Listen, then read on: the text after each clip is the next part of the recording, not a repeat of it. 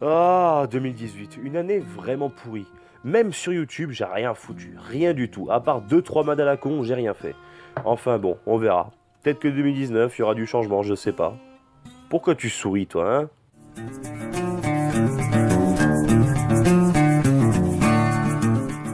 Salut tout le monde, bonne année 2019 et bienvenue à cette vidéo bilan 2018 qui sera en 3 parties. Dans cette première vidéo, je vais donner mon avis très rapidement sur tous les films que j'ai vus sortis cette année. Dans la deuxième vidéo, je ferai mon top et mon flop et des meilleurs films, pires films, meilleure actrice, meilleur acteur, etc. Et dans la troisième vidéo, je parlerai un petit peu de la chaîne, je donnerai quelques informations, je dirai où est-ce qu'on en est et où est-ce qu'on va aller. Et je dirai aussi les films que j'attends le plus pour cette année 2019 et les films que j'ai déjà vus au passage. Sans plus attendre, voici mon avis rapide sur chacun des films que j'ai vus en 2018. Insidious 4, bien meilleur que le 3, mais vraiment moins bon que le 1 et le 2. The Greatest Showman, non. Non, il y a le milieu du film, il y a 2-3 scènes qui sont sympathiques, 2-3 musiques qui sont très jolies, je vous l'accorde, mais c'est tellement kitsch, je trouve, c'est tellement kitsch. Or Soldiers, un film de guerre, ma foi, fort sympathique. 50 nuances plus claires, non. Non, j'ai pas aimé le 1, j'ai pas aimé le 2. Je vois pas pourquoi est-ce que j'aurais aimé le 3 en l'occurrence. Et c'est bel et bien le pire des 3 films. Black Panther, alors c'est joli, il y a de beaux costumes, la musique est superbe, les décors aussi, mais par contre, niveau écriture, je trouve pas ça ouf. Pas ouf du tout, et même je trouve que le rythme est plutôt lent, et les effets spéciaux par moments plutôt moches. Mais ça en fait pas pour autant un film de merde, c'est un divertissement de qualité. Le retour du héros, c'était drôle. C'était drôle. Il y a eu pire cette année comme film français. Mais c'était drôle. Tomb Raider. Non, non, juste non. Juste non, non. Même les films avec Angelina Jolie étaient beaucoup mieux. C'est pour vous dire. Ready Player One, Spielberg qui nous refait du film d'aventure. Non, je suis preneur, et ce film était juste extraordinaire. Plein de références à gogo, mais pas mal utilisées. De très bons acteurs, de très bons effets spéciaux, une aventure comme on n'en fait plus au cinéma. Pacific Rim 2 Uprising, non. Non plus.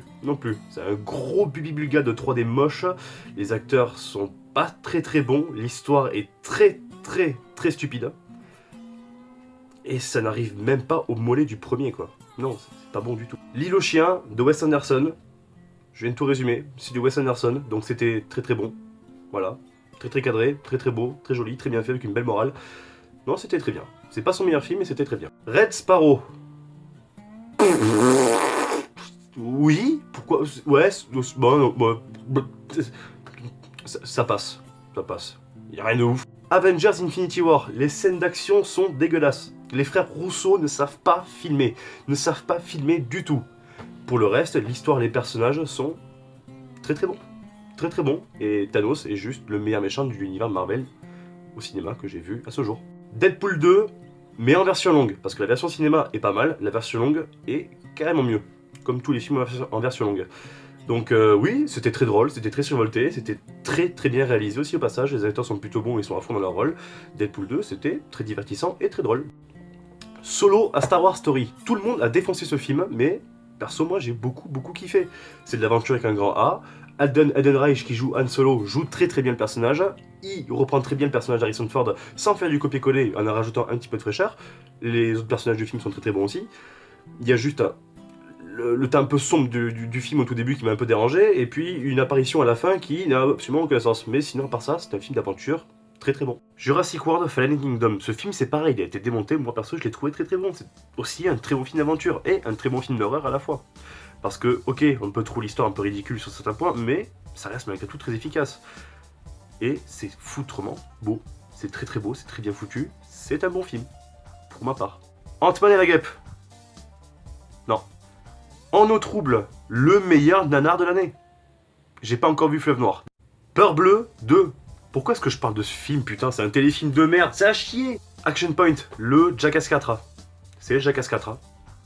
Avec un scénario. C'est drôle. Pour moi, c'est drôle. Mutafukaz. Au niveau du scénario, ça chapote un peu, je trouve. Mais sinon, visuellement, c'est un dessin animé qui est très impressionnant. Alad 2. Taxi 5. Climax, c'est le dernier film de Gaspard Noé, Et j'adore Gaspard Noé, ce mec est totalement timbré. Et c'est sûrement le film le plus sale que j'aurais vu cette année. Je n'ai pas vu le dernier de Lars von Trier, mais ce film est incroyablement ragoûtant. Très bien réalisé, très bien monté, Gaspard Noé, c'est ce qu'il fait. Et ce film est assez percutant. Vraiment plutôt âme sensible, s'abstenir. L'homme qui tua Don Quichotte de Terry Gilliams. Je précise Terry Gilliams parce qu'il a galéré pendant plus de 30 ans pour pouvoir faire ce film. Et le résultat est pas mal. Non, c'est pas mal. C'est pas extraordinaire, mais c'est pas mal. Les acteurs sont très bons, c'est plutôt... Non, c'est Shakespeare, c'est pas mal. I Feel Good, très bonne comédie française. Budapest, très bonne comédie française. Au Poste, la meilleure comédie française de l'année. The Disaster Artist, putain de beau film, superbe. James Franco est incroyable. C'est le film qui nous raconte l'histoire de comment était tourné The Room, le plus gros nanar de tous les temps. Et c'est un excellent biopic au passage. La Nonne, c'est meilleur que les deux Annabelle. Mais c'est pas James Wan qui a fait ce film et ça se voit. Ça se voit. Les Frères Sisters, c'est avant tout d'excellents dialogues et une excellente histoire avec de très bons acteurs sous fond de western. Donc, oui. La Forme de l'eau. Et c'est un non pour moi. C'est un non pour moi. C'est très beau, c'est très bien joué, mais la magie n'a pas marché. Sur moi, ça n'a pas marché, dommage. Black Landsman, un des meilleurs films de Spike Lee depuis très longtemps. Une histoire de racisme qui fait vachement polémique par rapport à la politique de Donald Trump. D'ailleurs, la fin du film, pour ceux qui l'ont vu, voilà, c'est de quoi je parle. Une histoire de malade, des acteurs juste parfaits. Black Landsman, c'est un des meilleurs films de l'année. Tout simplement, c'est une tuerie, j'en dis pas plus. Les Indestructibles 2. Un petit peu déçu pour ma part. Je l'ai revu, c'est très bien, c'est un très bon film d'animation, un des meilleurs de Pixar de ces dernières années. Mais la hype par rapport au premier, la hype était énorme. Mais ce film était juste moyen pour moi. C'était juste moyen, une redite du premier. Venom, eh bien, moi j'ai bien kiffé Venom. Voilà, il manque 40 minutes au film, ça se voit comme l'a dit Tom Hardy, mais l'ensemble était plutôt potable. C'est un soupçon d'originalité, ce n'est pas parce qu'il n'y a pas Spider-Man dans le film que c'est automatiquement mauvais. Moi je trouve que c'était plutôt cool, pas assez exploité pour moi, c'est pas un grand film, mais Venom ça ne vaut pas la haine que le film a eu. Vraiment. A Star is Born, ce film il est surtout à voir pour la prestation de Lady Gaga qui est juste complètement ouf. Et j'espère vraiment qu'elle va vraiment percer dans le milieu du cinéma parce que c'est une très bonne actrice. En dehors de ça, la bande son du film est magnifique, les acteurs sont tous très bons, Bradley Cooper compris. Très belle histoire, un très beau film, c'est un film qui fait du bien. First Man. First Man parce que c'est Damien Chazelle qui a fait le film. C'est le mec qui a fait La La Land et Whiplash, qui sont deux de mes films préférés. Et ce film est juste incroyable. Il est incroyable. Vraiment, c'est... ma plus grosse claque dans la gueule de l'année. C'est pas compliqué. Au niveau du scénario, c'est juste incroyable ce film. C'est beau, c'est très bien monté. Ryan Gosling est un très bon acteur. Et ce film le prouve. Bref, je vais pas non plus trop en parler. Il faut absolument voir First Man. Bohemian Rhapsody. Enfin. Ben en fait, j'ai beaucoup aimé. J'ai vraiment beaucoup aimé ce film. J'ai été beaucoup touché par ce film. Même si 60% de ce qu'il y a dans ce biopic ne s'est pas passé. Il y a beaucoup de choses qui ne se sont pas passées dans ce film. Dans ce film ment beaucoup. Mais ça n'empêche que je suis pas objectif du tout. Il y a beaucoup de défauts, je le reconnais. Mais il est même dans mon top des meilleurs films de l'année. Donc Bohemian Rhapsody, on va dire que c'est un peu le Joker de cette année. Parce que c'est le film qui a beaucoup de défauts. Mais que j'aime vraiment énormément. Et Rami Malek est juste très bon en Freddie Mercury. Spider-Man New Generation, c'est le meilleur film d'animation de l'année, tout simplement. L'animation est juste complètement tarée. C'est tellement beau visuellement, c'est beau, c'est un peu saccadé, un peu comme si c'était du stop motion, mais ça n'en est pas. C'est très beau, ça rend bien hommage aux comics, aux bandes dessinées et aux dessins animés en général.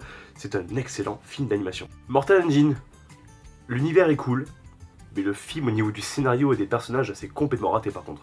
Aquaman, une mise en scène de malade, des scènes d'action en plan séquence complètement tarées, des acteurs charismatiques, une bonne histoire, du visuel très impressionnant et très beau, le meilleur film du DC Extended Universe, tout simplement.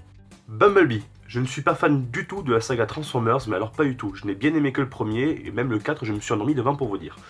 Mais là, Bumblebee c'était sympa, c'était bon enfant, c'était...